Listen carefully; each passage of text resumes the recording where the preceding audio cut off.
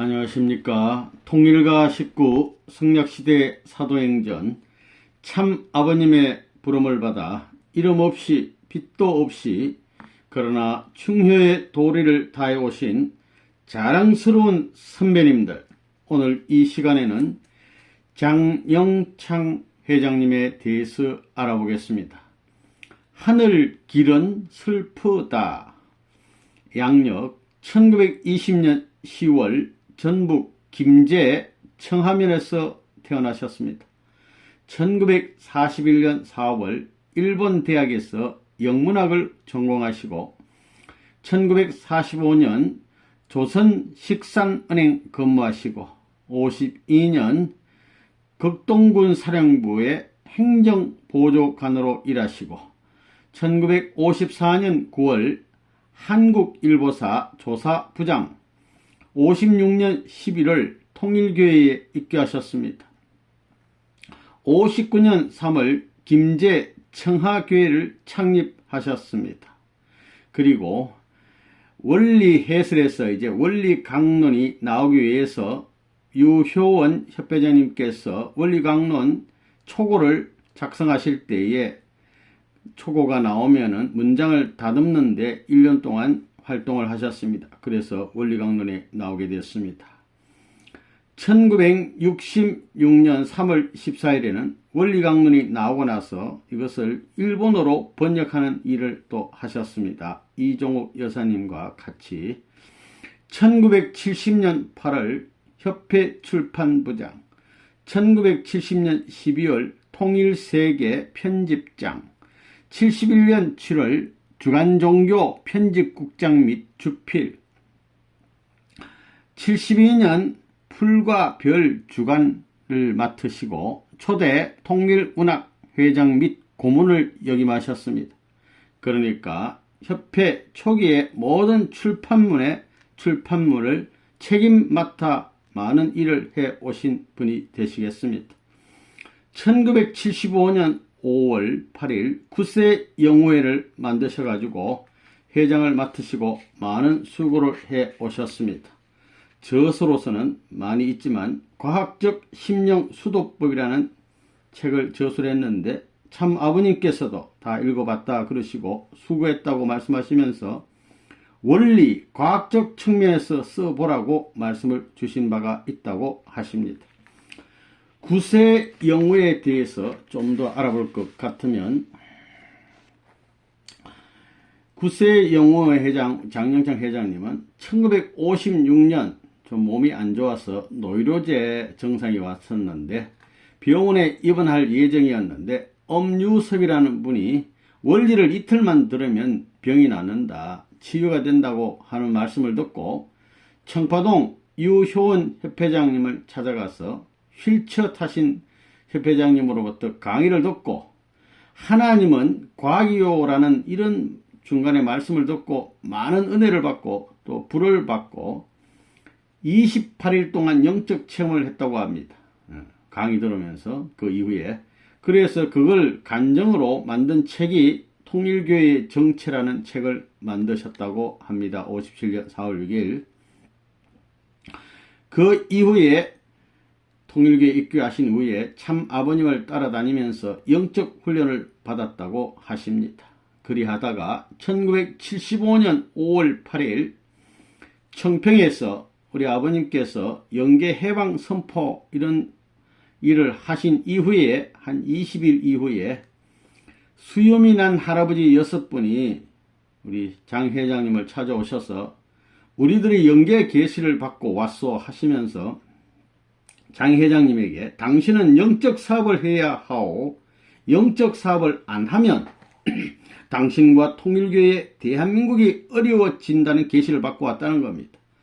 그렇게 해서 단체 이름은 구세영우회라고 하고 당신 이름도 이제부터는 장원심이라 하는 게 좋겠다, 이런 말씀을 하시더라고 했습니다. 이런 영적인 이런 계시를 받은 사람들이 와서 하는 말을 듣고 참 아버님께 보고를 해드렸더니 아버님께서는 긍정적으로 생각하시고 그렇게 해보라고 윤호를 해주셨답니다. 그래서 3년 동안 영통인을 묶는 작업을 쭉 3년 동안 해서 많은 영통인들을 묶었는데 그 중에는 자칭 메시아라고 하는 사람이 40 내지 50분이 되었다고 합니다. 이어서 연관된 사진 몇 커트 보도록 하겠습니다.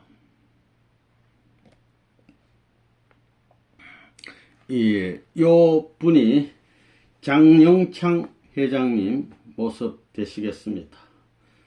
귀한 모습, 우리 아버님과 육신적으로는 연세가 같으신 1920년 되시겠습니다. 탄생되시겠습니다. 우리 회장님 인터뷰한 기사가 있어서 옮겨왔는데요. 1920년 김제군 청하면 동지산리에서 태어나셨습니다. 호남 평야를 가로지르는 만경 강변의 마을인데 어렸을 때는 아주 잘 살았다고 합니다. 분홍이었고 대지주였다고 합니다. 일본으로 쌀을 수출하는 정미업을 하셨는데 정미소 직원만 130분이 되는 그런 아주 대지주였다고 하십니다. 그동안 많은 저서를 댕겼는데요. 특히 시집으로 많은 걸 댕겼고 특히 심령과학에 관한 책을 많이 내셨습니다. 심령과학에 대한 책을. 요 사진은 부산 범례골 사진이 되시겠습니다. 우리 모두가 다 알고 있는 부산 범례골, 이 뒤에 이렇게 집이 연결되어 있습니다. 요 사진은 1950년대에 전투기 조종사가 북한 상공을 이렇게 비행할 때에 촬영을 했는데 예수님이 현현하신 장면 되시겠습니다. 우리 아버님 북한에서 흥남감옥에서 해방되셔서 내려오시는 그런 것을 상징하는 모습 되시겠습니다. 당시에 1965년경에 아버님께서 날려주신 희호가 우주주간 바라기 전에 자아를 주관해라는 그런 희호를 아버님이 내려주신 바 있습니다. 그리고 한 20여 년이 지나서는 신인지 관계 부자지 인연이라는 또 귀한 희호를 아버님께서 1987년에 내려주신 바가 있습니다. 이 사진은 우리 참 아버님께서 고향 마을 정주에 방문하셔가지고 일가 친척들하고 한 카트 찍은 장면 되시겠습니다. 여기 보면 누님도 있고 여동생도 있고 같이 찍으셨습니다. 이 장면은 초창기 식구들과 가운데 참 아버님 되시고 모내기 하는 장면 되시겠습니다. 이 장면은 요분은 누구냐면 문용기 장모님, 문용현 장모님, 그러니까 사촌 동생들 되시겠습니다. 거기 낚으셔가지고 아버님과 이렇게 찍은 귀한 사진 되시겠습니다. 우리 청파동 전 본부교회가 되겠습니다. 당시 이렇게 55년도에는 이런 모습이었습니다. 처음 교회 사셨을 때 모습 되시겠습니다. 네. 이렇게 해서 성전 들어가시죠. 다 이렇게 해서 다 연결되어 있습니다. 요 사진은 유효원 우리 협회장님 모습 되시겠습니다. 유효원 협회장님. 우리 협회장님 원리 해설 만드는데도 너무너무 힘드셨지만 원리 해설에서 원리 강론을 만드실 때는 그야말로 정말로 또 힘이 드셨다고 합니다. 영적으로 많이 시달리고 육적으로도 시달리고 또 환경적으로 굉장히 어려운 환경 속에서 참 원리 강론을 집필하셨습니다. 그냥 쉽게 뚝 떨어진 게 아니고 심지어 약을 막 복용하시기도 하고 때로는 막 입에서 헛소리가 나올 정도로 힘든 과정을 거쳐서 원리 강론을 만들어 내셨다고 합니다. 양육명 교수님인데 수련받을 때 성가 지도도 많이 해주신 분 되겠습니다. 요 사진은 아버님 성원 전에 새가정 약혼 그리고 또 성원 직후에 축복식하는 장면 되겠습니다. 새가정 축복을 성례식이라고 하는데 1960년 4월 16일 오전 10시에 1차식, 2차식인데 2차식에 또 1식, 2식, 2식 때에 축가 축가를 불렀습니다.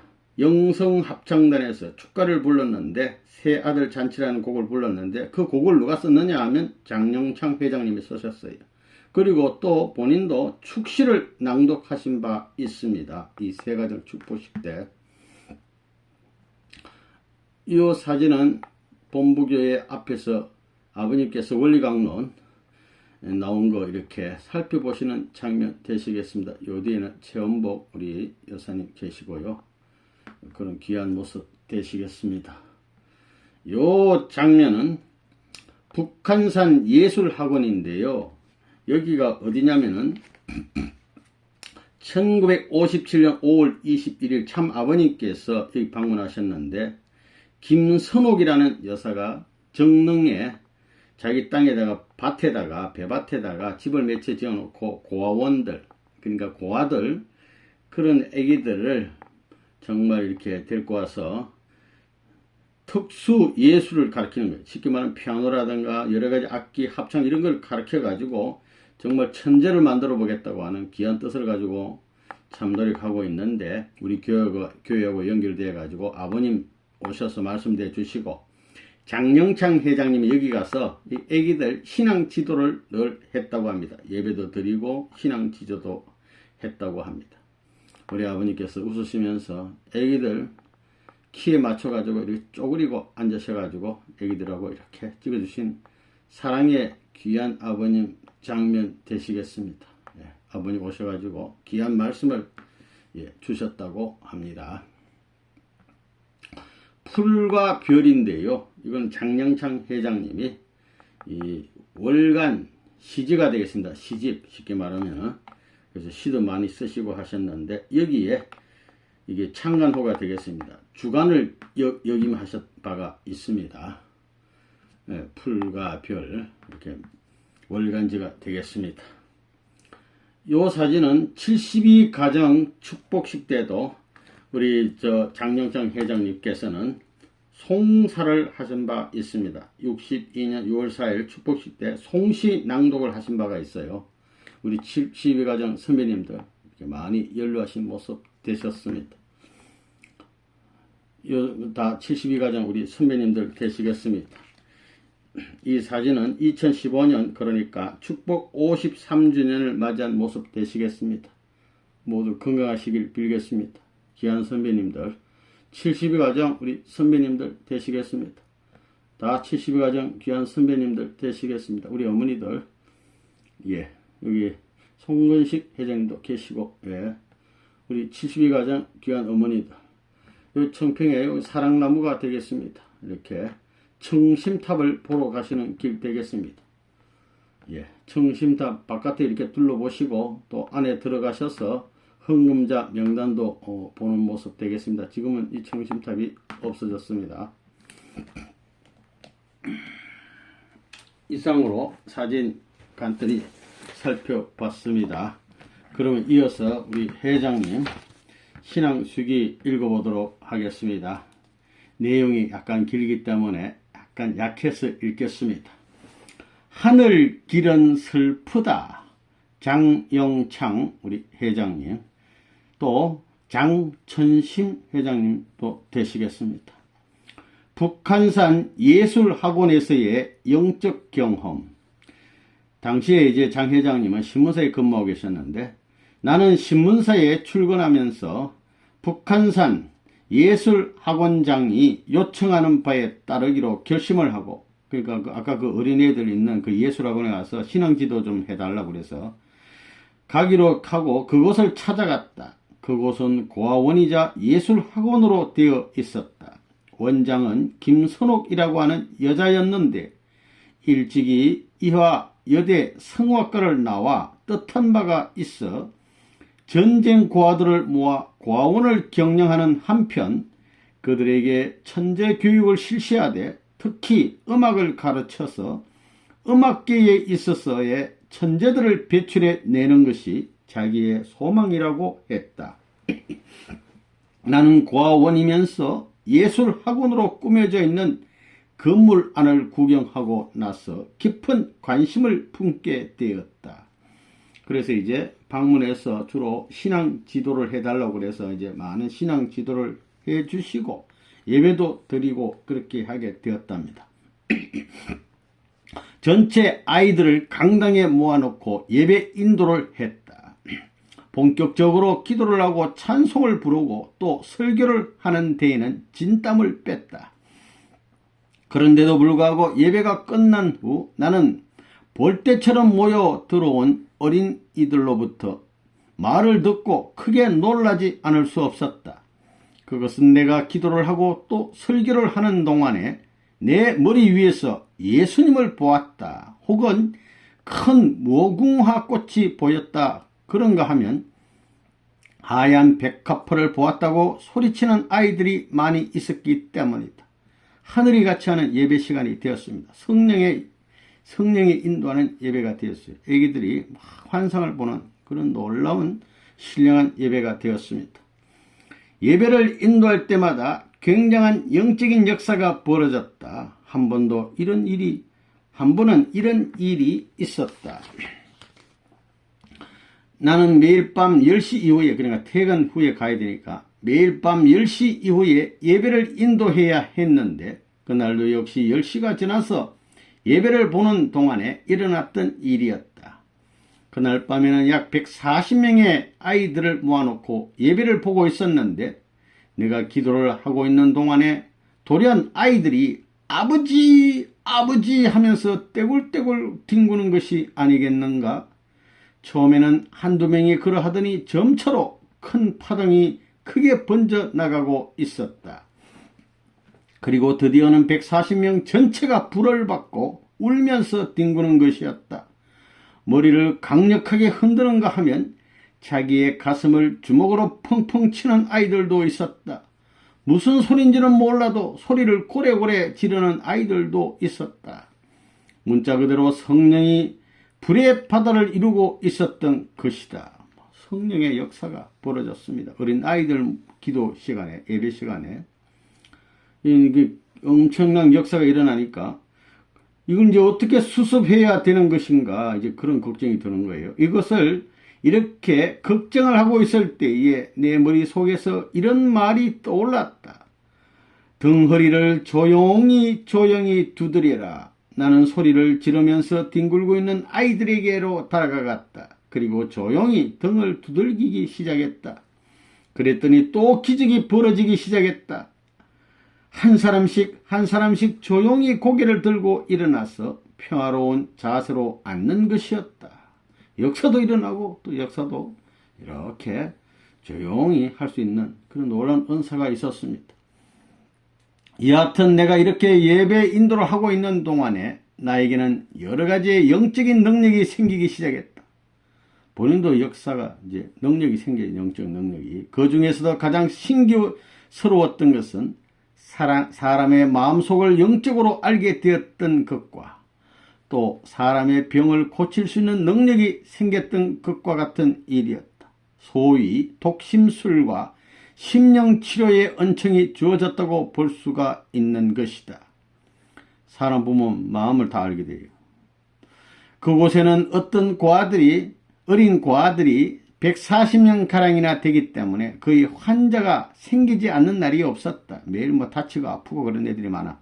그래서 매일매일 아침 나는 그들이 누워있는 침실에 가서 기도를 해주는 것이 일상적인 일로 되어 있었던 것이다. 그런데 내가 기도를 하게 되면 보통 2, 3분 후에는 병석에서 일어나는 것이 일수였다. 신유의 은사가 있었습니다. 특히 내가 새롭게 알게 되었던 것은 내가 환자를 위해서 기도를 하게 되면 반드시 내 몸 안에서부터 강력한 영역이 분출되어 환자에게로 향해 가서 치료의 효과를 나타내게 된다고 하는 일이었다.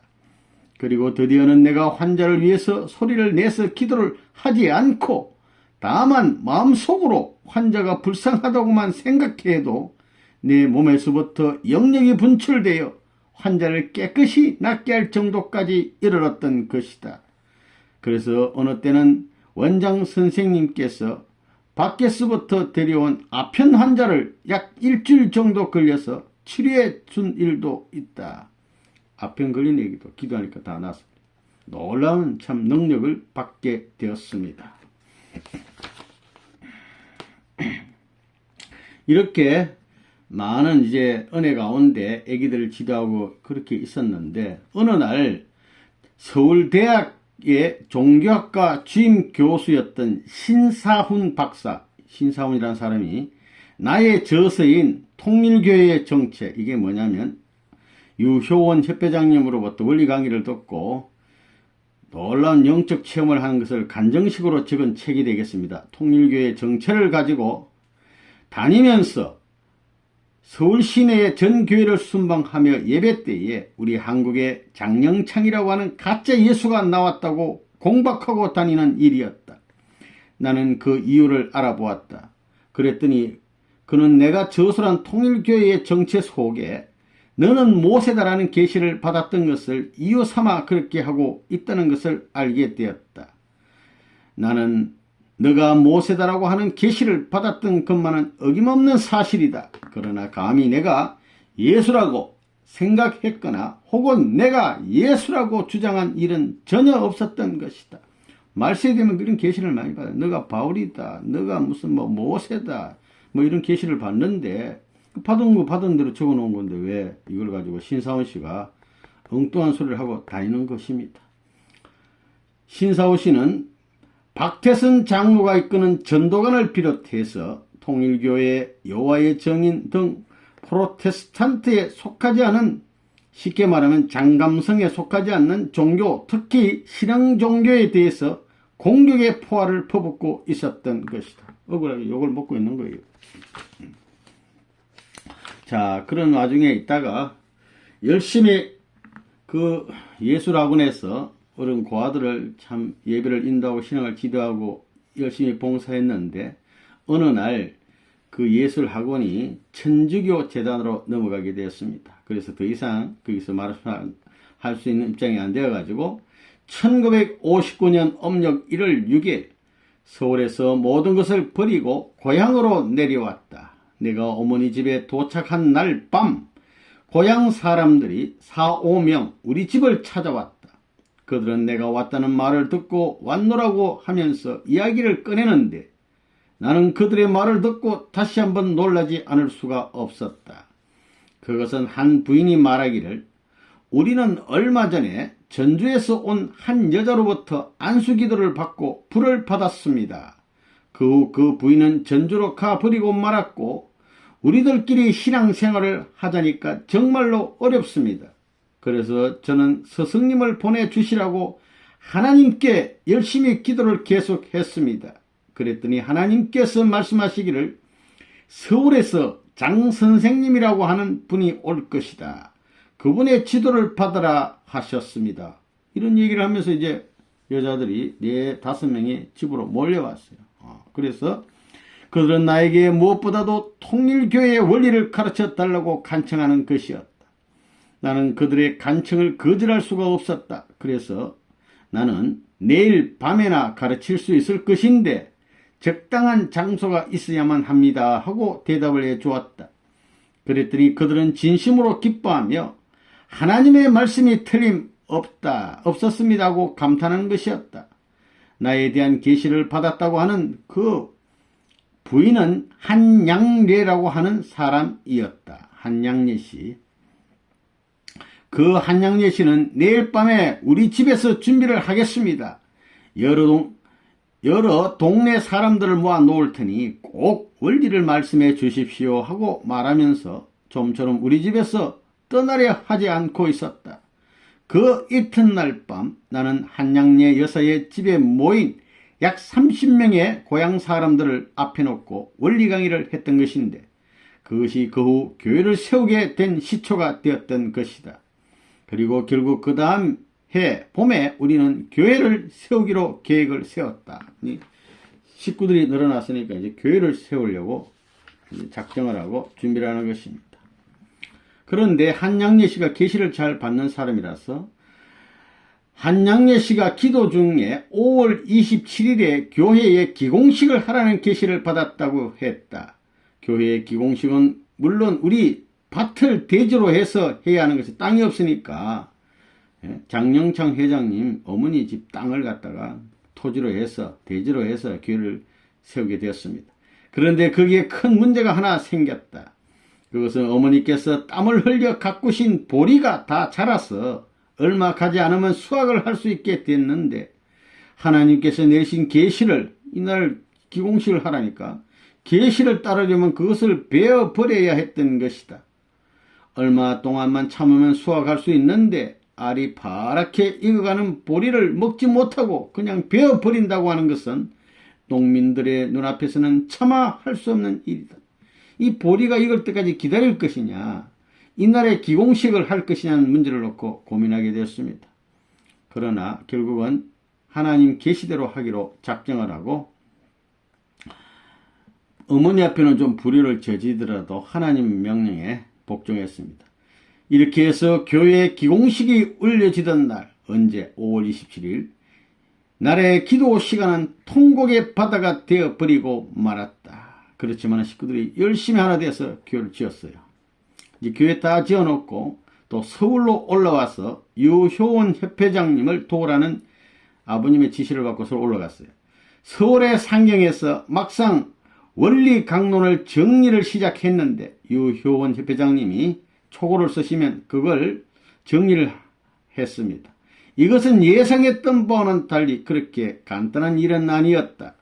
원래가 원리 강론을 집필한 유효원 선생님은 의학을 전공했던 분이어서 우리들 문학을 하는 사람이 볼 때에는 아주 난해하고 문맥의 전후가 잘 안 맞는 그러한 문장으로 원리 강론의 원고를 준비해 놓고 있었다.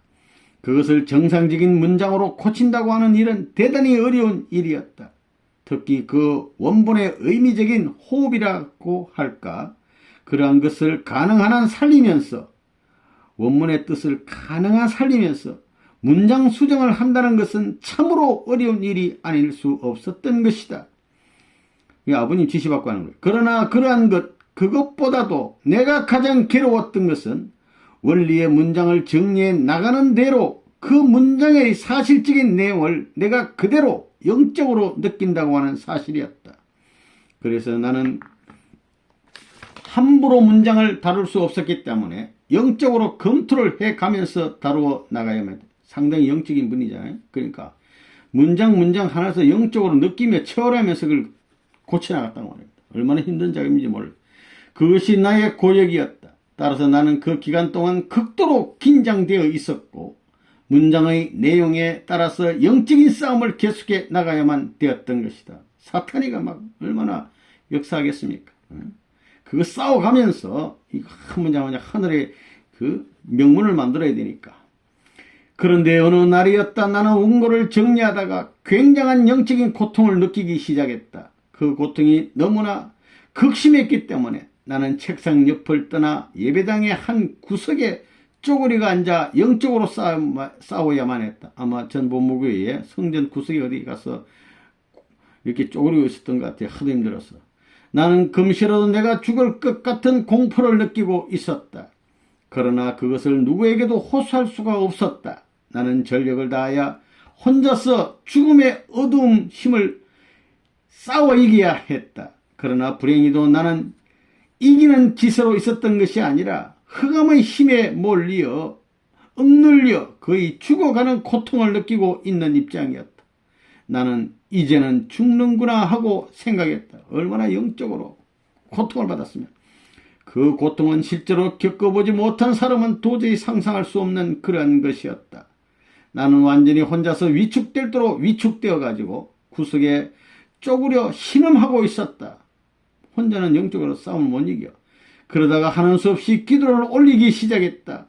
기도를 올리고 있는 동안에 갑자기 고통이 풀어지고 있었다. 그리고 이 3분 후에는 완전히 고통에서부터 벗어날 수 있었던 것인데 이상하게도 그때 눈을 떠 보았더니 문선명 선생님께서 우리 아버님께서 긴장된 표정으로 바로 내 곁에 서 계신 것이었다. 아버님이 영적으로 도와주신 거예요. 내가 깜짝 놀라고 있을 때에 문선명 선생님께서 아무 말도 없이 내 옆에서 멀리 떠나가 버리시는 것이었다. 나는 그 광경마저도 영적인 것이 아닌가 하고 생각을 해 보았으나 그 장면은 완전한 현실이었던 것이다. 현실. 이렇게 해서 원리강론을 완전히 정리하기까지는 약 1년이 걸렸다. 1년 동안 투쟁한 겁니다. 그리고 나는 그 일로서 일이 다 끝난 것이 아니라 그 원리강론을 다시 이종옥 선생과 일본어로 번역을 해야 했던 것이다. 일본어를 이종옥 선생님도 일본어 잘하시고 장영창 우리 회장님도 일본어를 잘하시기 때문에 번역했습니다. 이것 역시 또 외국만 잘한다고 번역하는 게 아니죠. 이것 역시 대단히 급한 일이었기 때문에 우리는 이것을 빨리 끝내야만 했다. 이 일이 끝나고 나는 병석에 누워버리고 말았다. 얼마나 힘든지. 번역해놓고 병이 들었어요. 나는 약 1년 동안 누워있게 되어서 얼마나 힘들어. 1년 동안 못 일어나. 그동안에 내 머리는 백발로 변하게 됐고 머리가 다 씌었고 함께 일했던 유효원 협회장님은 세상을 떠나버리고 말았다. 유 협회장님도 여러가지 이유가 있겠지만 아마 너무나 고생을 해서 아마 또 떠나게 된 이유도 있겠습니다. 이제 병상에서 누워있어요. 그 후 내가 아직도 건강을 되찾지 못하고 병석에 누워있다 일어났다 할 때였다. 어느 날 원생금씨라고 하는 우리 순회산인 영통인이 찾아왔다.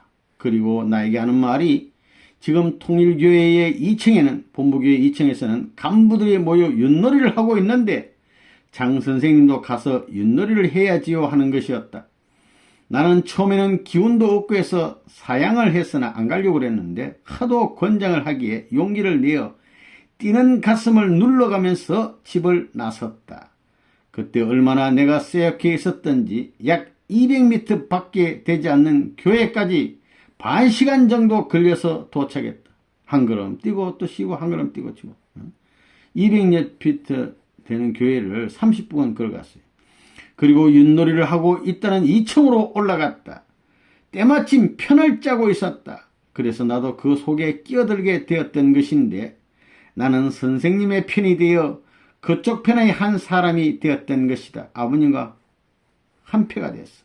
그리고 앉을 자리가 결정되었는데 선생님의 바로 옆에 상대편 쪽에 한 사람이 앉게 되었고 그 다음에 내가 앉게 되었다. 아버님 옆에 앉았어요. 윷놀이가 시작되었다. 한참 동안 윷놀이가 진행되었을 때 그 판국이 결정적으로 우리 편이 지게끔 되어 있었다.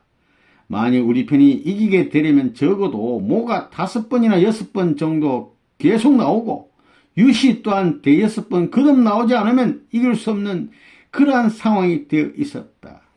그리고 그 책임이 이제 마지막 주자예요. 나에게 달려 있었다.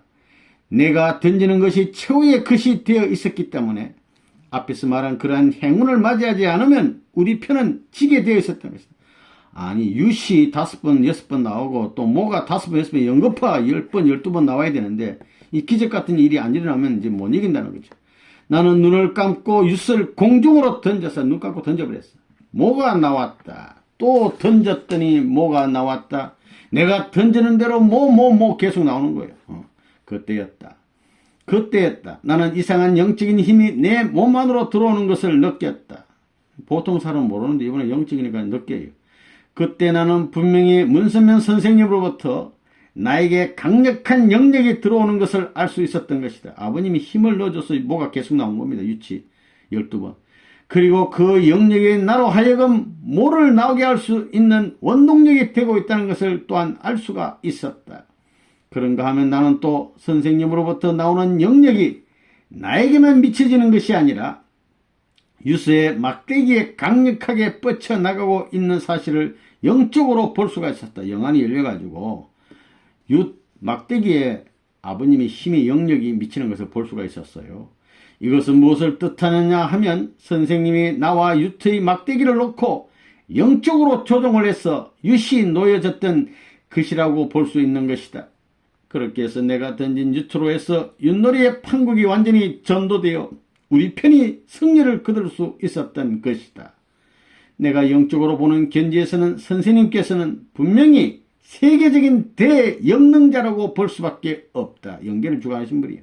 선생님은 어떤 인간에게든지 영적인 영향을 미치게 할 수 있을 뿐만 아니라 오늘날의 심령과학에서의 말하는 현상, 즉 어떤 물질적인 힘을 가지 않고 완전히 마음의 힘만 가지고 어떤 물건을 마음대로 움직이는 그러한 영능을 구사하는 분이라고 볼 수가 있다. 아버님은 그런 겁니다.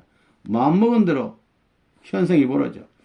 오랫동안 걸쳐나는 선생님을 통해서 영적인 경험을 해왔지만 그러한 종류의 것은 그때에 처음에 겪었던 일이다. 나는 그 경험을 통해서 다시 한번 선생님의 영능력을 재인식하게 되어 거기에서 힘을 얻어가지고 재기할 수 있었답니다. 병도 나아서 버렸어. 이와 같은 일이 있었던 직후 나는 주로 통일교회의 국내외 활동을 다루면서 한국의 신도들과 해외의 신도들의 교류를 목적으로 하는 영문 월간지인 The Way of the World의 편집장이 되어 출판하면서 선교부의 일을 맡아 약 4년 동안 일을 하게 됐는데 그때 또한 여러가지 영적인 지식을 얻게 되었다.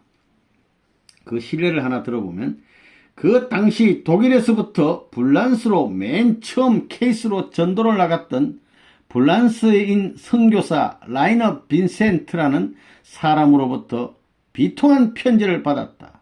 이분은 2015년 1월 24일 성화하셨는데 프랑스 협회장을 역임한 분입니다. 세계 성화식으로 연계해 가신 분이 되겠습니다. 편지의 내용은 자기가 불란스에 가서 전도를 하는 동안에 몸이 극도로 쇠약해서 눈이 보이지 않게 되어 눈이 안 보여. 병원에 가서 요양을 하는 중 이제는 눈뿐만 아니라 전신마비가 되어 위독한 상태에 놓여지게 되었으니 어떻게 좀 도와달라는 것이었다.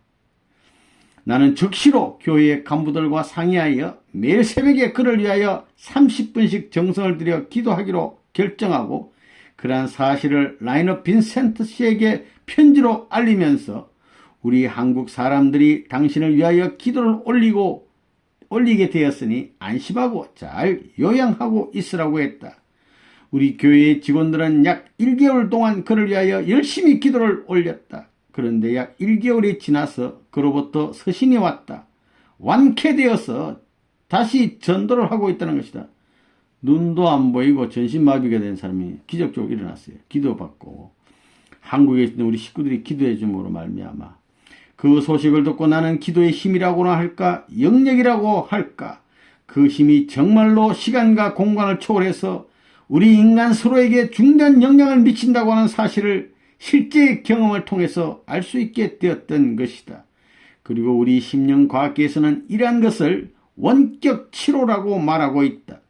그 후 나는 점차로 힘을 얻어 여러가지 일을 보게 되었다.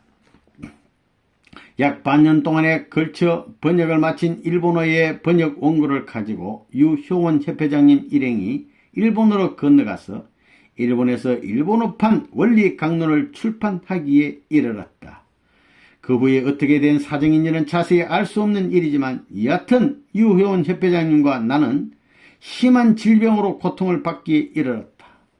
즉 유효원 협회장님은 원리 강의를 하다가도 이따금씩 헛소리를 하게 되어 약물 치료를 해야만 하게 되었고 이런 일이 벌어졌다는 겁니다. 나는 완전히 기력을 잃어버려 병상에 누워 매일같이 휴식을 취해야만 했다. 얼마나 두 분이 고생을 많이 했는지 알 수가 있습니다. 그러다가 강경열 권사님과 김희옥 권사님들의 간곡한 권유로 당시 삼각산에서 시작되었던 이월성 장로님을 중심으로 한 삼각산 기도원을 찾아가 약 일주일 동안 기도하였지만 만족스러운 결과를 얻을 수는 없었다. 그래서 계속 병상에 누워 극심한 고통을 받고 있던 중에 문선명 선생님께서 제1차 세계순회를 마치시고 귀국했을 때였다. 나는 선생님의 부름으로 쇠약할 대로 쇠약한 몸을 겨우 이끌고 교회로 올라갔다. 선생님께서는 이제부터 영어로 하는 월간지를 출판해야 되겠어 라고 말씀하신 끝에 그 영어 월간지의 이름을 The Way of the World라고 하기로 결정을 내렸다. 그리고 최원복 선생님을 주관으로 모시고 내가 편집장이 되어 만 4년 동안 나는 그 책을 출간하는데 여념이 없는 동안에 병고도 점점 사라지게 되어 여하튼 그것이 미국으로 옮겨져 미국의 식구들에 의해서 계속 출판될 때까지 나는 그 책임을 다하였던 것이다. 아버님이 이런 책을 출판하라고 하니까 그 열심히 하다 보니까 건강이 다 나아버리고 말았습니다. 통일세계라는 이름으로 새로 등록을 얻어 월간지로 그것을 출간하게 되어 내가 초대의 편집장으로 그 책임을 맡게 되는 동시에 협회본부의 출판부장으로 취임을 했던 것이다. 우리 협회에서 출판하는 모든 것에 초기에 총책임자였어요. 그러는 동안에 나는 또 국제성공연합에서 발간하게 된 신문형의 월간지 국제성공부의 편집장까지 맡기에 이르렀는데 사실상 그 실무는 황송문 씨가 맡아 해냈다. 그러다가 나는 또 하나의 출판 관계를 해결해야 할 입장에 서게 되었다. 그것은 1971년 7월 4일에 창간호를 내게 된 우리나라에서 최초의 범종교 종합신문으로서 출간하게 되었던 주간종교의 초대 편집국장의 책임을 내가 맡게 된 일이었다. 많은 일을 맡아서 수고해 오셨습니다. 주간종교를 비롯해서 통일세계, 국제성공부, The Way of the World, 그리고 풀과 별이라는 일반 사회와 문학계를 상대로 하는 월간 시지까지를 책임지고 출판 사업을 관장해야만 했다. 어느 날이었다. 한 장의 두꺼운 편지가 나에게 보내져 왔다. 이렇게 열심히 협회를 보고 있는데 어느 날 편지가 한 장이 왔습니다. 그래서 남한산성에서 약 10년 가까운 세월을 두고 생식을 하면서 땅굴 속에서 수도를 해온 스님이라고 적혀 있었다. 이런 스님이 편지를 보내왔는데 그 편지 속에는 여러 가지 자기가 계시받았다는 내용이 적혀 있었습니다. 그 중에 하나가 뭐냐면 대한민국 윤리위원회라는 단체를 하루속히 만들어야 합니다. 그러면 하나님께서 필요한 대로 돈을 주실 것입니다. 그러니 하루속히 그 단체를 만들어 장 선생의 사명을 다하시오. 한국에 윤리위원회를 만들어라는 것, 그런 계시를 받았다고 편지를 보내왔어요. 또 한 사람은 또 그러던 중 또 어느 날 인도 사람이 신문사로 찾아오더니 일직선으로 나에게 쉽게 말해 똑바로 우리 장 회장님한테 오시더니 오는 것이었다. 그는 내 앞에 와서 그의 주변의 사정을 고려함 없이 다쳤고자 당신은 세상에서 고생할 대로 다 했습니다. 이제부터는 좋은 일만 벌어지게 되어 있는데 하루속히 영적인 사업을 해야 합니다. 그렇지 않으면 대한민국도 당신이 믿는 종교도 또 당신 자신도 어려운 일을 겪습니다 하고 말하는 것이었다. 아까 처음 말했듯이 수염난 할아버지 6분이 와서 영적인 사업을 해야 한다고 했을 때 아버님에 보고했을 때 아버님이 구세의 영우회를 만들어 가지고 또 활동하라고 했던 그런 계시를 또 인도 사람이 받아서 와서 전해주는 것입니다. 나는 무슨 미친 외국인이 왔는가 했다. 그러나 그 표정이나 인품이 고귀한 사람같이 보였기 때문에 함부로 대할 수가 없다는 생각이 들었다. 뭐라고요? 제가 세상에서 고생을 다 했다고요? 그리고 앞으로는 행운만이 찾아온다고요? 네, 그렇습니다. 그렇지만 영적인 사업을 해야만 합니다. 하나님께서 그렇게 말씀하십니다. 그는 이렇게 대답하는 것이었다. 뭐라고요? 하나님께서 그렇게 말씀하신다고요? 나는 이렇게 질문을 했다. 네, 그렇습니다. 하나님께서 그렇게 말씀하십니다. 그는 똑같은 말을 되풀이했다. 그래서 나는 정색을 하지 않을 수 없었다. 그는 인도의 한 고등학교 교장인데 1년에 2번씩 전 세계를 돌아다니면서 하나님의 계시를 전한다는 것이었다. 나는 그의 말을 그대로 믿을 수밖에 없었다. 전에 아버님의 윤호도 계셨고 1975년 5월 28일 현재 내가 이끌고 있는 구세 영우회를 창립하게 되었던 것이다. 이후에 많은 활동을 해 오셨습니다. 할렐루야. 아주 감사합니다.